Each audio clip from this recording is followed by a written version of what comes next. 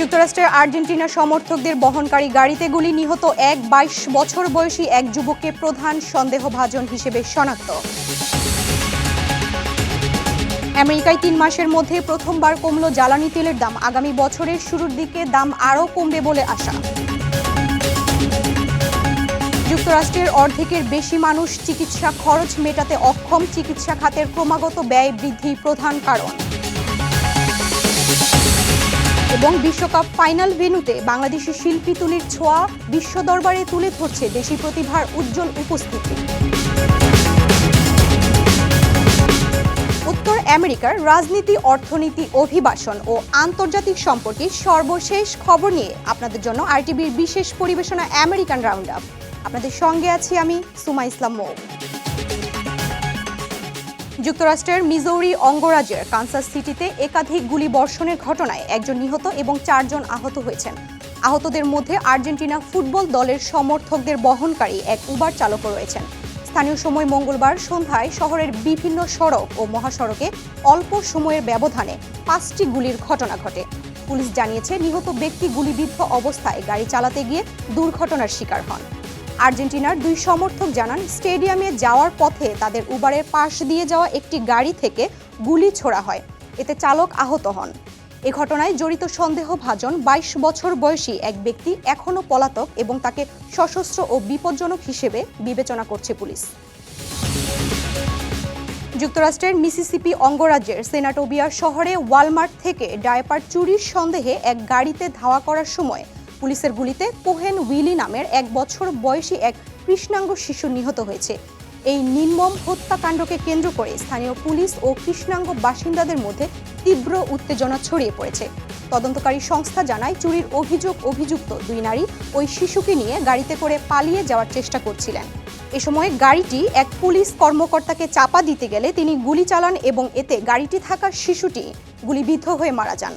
তবে শিশুটির মা এই অভিযোগ অস্বীকার করে জানিয়েছেন, তার বান্ধবী ডায়াপারের দাম পরিশোধ করেছিলেন এবং গাড়ি দিয়ে পুলিশকে চাপা দেওয়ার কোনো চেষ্টা করা হয়নি। চুরির মতো তুচ্ছ ঘটনায় শিশুর প্রাণ যাওয়ার এই ঘটনাকে নৈতিক বিপর্যয় আখ্যা দিয়ে যুক্তরাষ্ট্রের মানবাধিকার কর্মীরা তীব্র ক্ষোভ প্রকাশ করেছেন। মার্কিন যুক্তরাষ্ট্রে দীর্ঘ প্রায় 3 মাসের মধ্যে প্রথমবার প্রতি গ্যালন পেট্রোলের খুচরা দাম $4 নিচে নেমে এসেছে। আমেরিকান অটোমোবাইল অ্যাসোসিয়েশন এই তথ্য অনুযায়ী দেশটিতে প্রতি গ্যালন গ্যাসের গড় দাম কমে $3.99 দাঁড়িয়েছে, যা গত 30 মার্চের পর সর্বনিম্ন।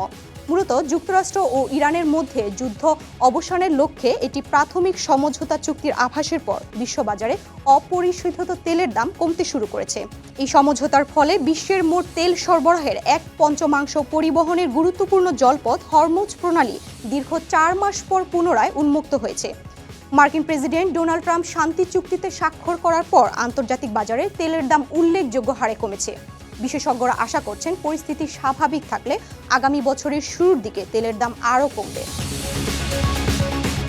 খেলাধুলা কোনো বিলাসী পণ্য হতে পারে না বলে মন্তব্য করেছেন নিউ ইয়র্ক সিটির মেয়র জোহরান মামদানি। শহরের বাসিন্দাদের জন্য বিশ্বকাপ ফুটবল খেলা সহজলভ্য করতে সিটির 5 বড় রাস্তায় মোড়ে থাকা শত শত ডিজিটাল স্ক্রিনে খেলা দেখানোর ঘোষণা দিয়েছেন তিনি। চলতি সপ্তাহে NBA ফাইনালে নিউ ইয়র্ক নিক্স এর খেলাও একইভাবে দেখানো হয়েছিল। মেয়র মামদানি জানান, সাধারণ মানুষ যাতে সম্প্রচার বা টিকিটের চড়া মূল্যের কারণে বৈশ্বিক এই উৎসব থেকে বঞ্চিত না হন, সেজন্যই এই উদ্যোগ। এছাড়া new York new jersey host কমিটির সহায়তায় লটারির মাধ্যমে মাত্র $50 1000 টিকিট ও যাতায়াতের ফ্রিতে বাসের ব্যবস্থাও করেছেন তিনি। একই সঙ্গে স্থানীয়ভাবে তৈরি বিশ্বকাপের বিশেষ জার্সি নামমাত্র মূল্যে সাধারণ মানুষের হাতে তুলে দেওয়ার পদক্ষেপ নিয়েছে মেয়রের দফতর। যুক্তরাষ্ট্রের শিকাগোর ঐতিহাসিক জ্যাকসন পার্কে বহুল প্রতীক্ষিত ওবামা প্রেসিডেন্সিয়াল সেন্টার এর আনুষ্ঠানিক উদ্বোধন করা হয়েছে। প্রায় 1 দশকের পরিকল্পনা ও $850 মিলিয়ন ব্যয়ে নির্মিত এই কেন্দ্রটি 19 জুন থেকে সর্বসাধারণের জন্য উন্মুক্ত করা হচ্ছে। উদ্বোধনী অনুষ্ঠানে বারাক ওবামা ও মিশেল ওবামার পাশাপাশি সাবেক president Joe Biden, Bill Clinton ও জর্জ ডব্লিউ বুশ উপস্থিত ছিলেন। ওবামা জানান, এটি কেবল কোনো স্মৃতিস্তম্ভ নয়, বরং তরুণদের নেতৃত্ব ও নাগরিক সম্পৃক্ততা শেখার একটি সক্রিয় কর্মশালা। 19.3 একর জায়গা জুড়ে বিস্তৃত এই আধুনিক ক্যাম্পাসে 4 তলা বিশিষ্ট জাদুঘর, ওবামা ফাউন্ডেশনের সদর দপ্তর ও উন্মুক্ত পার্ক রয়েছে, যা এই অঞ্চলের অর্থনৈতিক পুনরুজ্জীবনের বড় ভূমিকা রাখবে। যুক্তরাষ্ট্রের নিউ ইয়র্ক অঞ্চলের 3টি প্রধান বিমানবন্দরে ফ্লাইটের সংখ্যার ওপর কড়াকড়ি আরও বাড়িয়েছে ফেডারেল এভিয়েশন অ্যাডমিনিস্ট্রেশন। বিমান চলাচল নিয়ন্ত্রণ ব্যবস্থার তীব্র কর্মী সংকট ও জটলা এড়াতে এই সিদ্ধান্ত নেওয়া হয়েছে। নতুন নিয়ম অনুযায়ী জেএফকে এবং লাগুয়ার্দিয়া বিমানবন্দরে এই বিধিনিষেধ 2028 সালের অক্টোবর পর্যন্ত চলবে। এছাড়া নেওয়ার্ক বিমানবন্দরে এই কড়াকড়ি থাকবে 2027 সালের গ্রীষ্মকাল পর্যন্ত। কর্তৃপক্ষ জানায় এই বিমানবন্দরগুলোতে লক্ষ্যমাত্রার তুলনায় বর্তমানে মাত্র 57% কর্মী কর্মরত আছেন। কর্মী সংকটের কারণে সৃষ্ট শিডিউল বিপর্যয় রুখতে এই পদক্ষেপ নেওয়া হয়েছে। পরিস্থিতি সামলাতে বিমান সংস্থাগুলোকে সাময়িকভাবে 10% কম ফ্লাইট চালানোর অনুমতি দেওয়া হয়েছে। যুক্তরাষ্ট্রের জরুরি খাতের ব্যয় মেটাতে মার্কিন আইন প্রণেতাদের কাছে $80 বিলিয়ন অতিরিক্ত বরাদ্দ চেয়েছে পেন্টাগন। চলতি সপ্তাহে মার্কিন ডেপুটি প্রতিরক্ষা সচিব স্টিফেন ফেইনবার্গ ফোন করে আইন প্রণেতাদের এই চাহিদার কথা জানান। মার্কিন গণমাধ্যম ওয়াল স্ট্রিট জার্নাল এক প্রতিবেদনে এই তথ্য নিশ্চিত করেছে। প্রতিবেদনে বলা হয়, সামরিক তহবিলের পাশাপাশি কৃষি ও দুর্যোগ সহায়তার মতো বেসামরিক খাতগুলো অন্তর্ভুক্ত করে শীঘ্রই একটি সম্পূরক বাজেট প্রস্তাব কংগ্রেসে পাঠানো হতে পারে।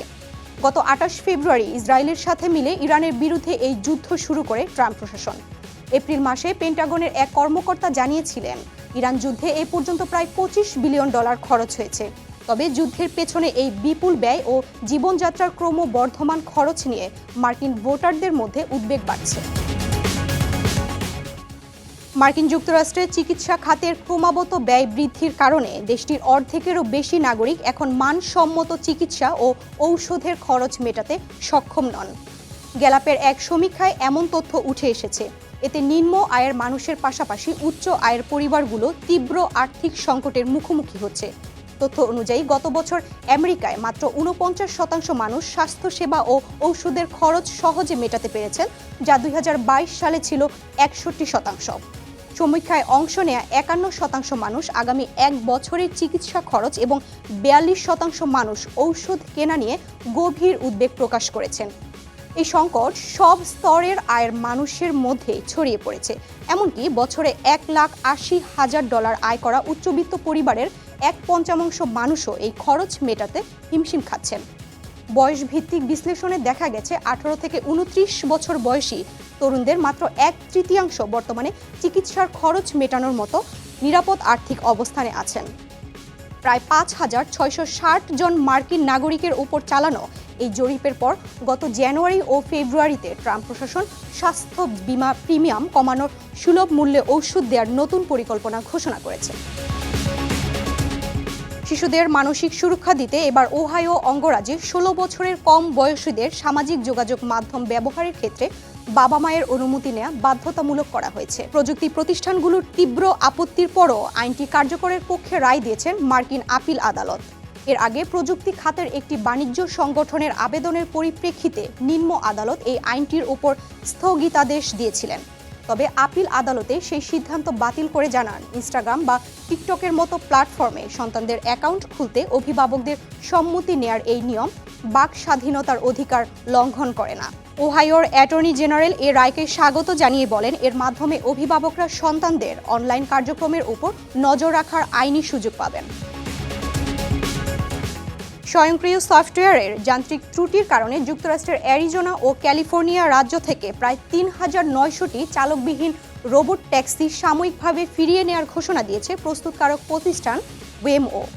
দেশটির জাতীয় মহাসড়ক ট্রাফিক নিরাপত্তা প্রশাসন জানিয়েছে, অ্যালফাবেটের মালিকানাধীন এই গাড়িগুলোর অটোমেটেড ড্রাইভিং সিস্টেম হাইওয়ের রাস্তা বন্ধের সংকেত এবং নির্মাণাধীন এলাকা সঠিকভাবে শনাক্ত করতে পারছিল না। ফিনিক্স ও সান ফ্রান্সিসকো এলাকায় ঘটে যাওয়া বেশ কয়েকটি অনাকাঙ্ক্ষিত ঘটনার পর কোম্পানিটি এই সিদ্ধান্ত নেয়। এসব ঘটনায় চালকবিহীন গাড়িগুলো রাস্তা বন্ধের সাইনবোর্ড উপেক্ষা করে তীব্র গতিতে নির্মাণাধীন জোনে ঢুকে পড়ায় যাত্রীদের মধ্যে চরম আতঙ্ক তৈরি হয়। ত্রুটি সংশোধন ও সফটওয়্যার আপডেট করার লক্ষ্যে বর্তমানে হাইওয়েগুলোতে ওয়েমোর এর রোবোটিক্স চলাচল সাময়িকভাবে সম্পূর্ণ বন্ধ রাখা হয়েছে। ফুটবল বিশ্বকাপের ফাইনাল মানেই বিশ্বের কোটি মানুষের দৃষ্টি এক মঞ্চে এসে মিলিত হওয়া। সেই বৈশ্বিক আয়োজনের অংশ হয়ে এবার আলোচনায় একজন বাংলাদেশি শিল্পীও। মেটলাইফ স্টেডিয়ামের ভিআইপি লাউঞ্জে জিহান ওয়াজেদের বিশাল মুরাল শুধু নান্দনিকতাই বাড়াচ্ছে না, বিশ্ব দরবারে তুলে ধরছে বাংলাদেশি প্রতিভার উজ্জ্বল উপস্থিতি। শিল্পের ভাষায় নিজের শেকড় ও পরিচয়কে ধারণ করে আন্তর্জাতিক অঙ্গনে যে স্বীকৃতি তিনি অর্জন করেছেন তা প্রবাসী বাংলাদেশিদের জন্য গর্বের পাশাপাশি নতুন প্রজন্মের জন্য অনুপ্রেরণার একটি গল্প। বিস্তারিত অঙ্কুর মণ্ডলের রিপোর্টে। ফুটবল বিশ্বকাপের ফাইনাল অনুষ্ঠিত হবে যুক্তরাষ্ট্রের নিউ জার্সির মেটলাইফ স্টেডিয়ামে, আর এই বিশ্বমঞ্চে জায়গা করে নিয়েছে এক বাংলাদেশি শিল্পীর সৃষ্টিও। মেটলাইফ স্টেডিয়ামের ভিআইপি লাউঞ্জে 40 ফুট দীর্ঘ ও 16 ফুট প্রশস্ত একটি বিশাল মুরাল এঁকেছেন বাংলাদেশি আমেরিকান শিল্পী জিহান ওয়াজেদ। তার এই শিল্পকর্ম ফুটে উঠেছে নিউ ইয়র্ক, নিউ জার্সি এবং যুক্তরাষ্ট্রের বিভিন্ন ঐতিহ্যবাহী স্থাপনার চিত্র।